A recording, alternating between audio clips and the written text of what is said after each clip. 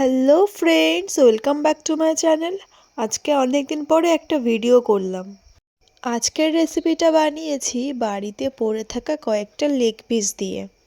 চিকেনটা ম্যারিনেশনের জন্য এর উপরে প্রথমে পাতিলেবু দিয়ে দিচ্ছি।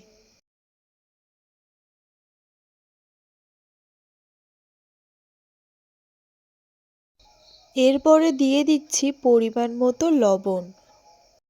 এরপরে দিয়ে দিচ্ছি হলুদ। এবার লঙ্কার গুঁড়ো নিজেদের ইচ্ছা মতো দিয়ে দিলাম। যেহেতু আমরা একটু ঝাল বেশি খাই, তাই লঙ্কার গুঁড়োর পরিমাণ একটু বেশি দিলাম। এরপর জিরে আর মরিচের গুঁড়ো ম্যারিনেশনের জন্য দিয়ে দিলাম। এবার ভালো ফ্লেভারের জন্য সামান্য গরম মশলা দিলাম।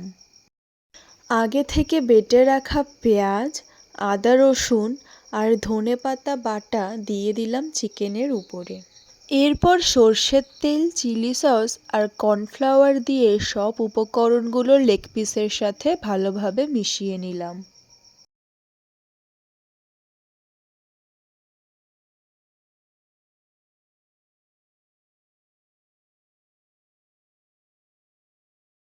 সমস্ত উপকরণ মিশিয়ে নেওয়ার পর 30 মিনিট রেখে দিলাম।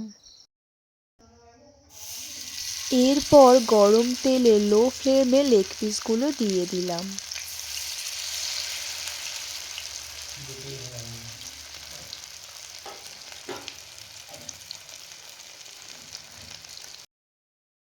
তারপর 10 মিনিট পর পর উল্টে দুই দিক ভালোভাবে ভেজে নিলাম। চিকেনের স্বাদ আরও একটু বাড়িয়ে নেওয়ার জন্যে ফ্রাই লেগ পিসগুলো পুড়িয়ে নিলাম। এভাবে তৈরি হয়ে গেল চিকেন দিয়ে সন্ধ্যের একটি স্ন্যাক্স।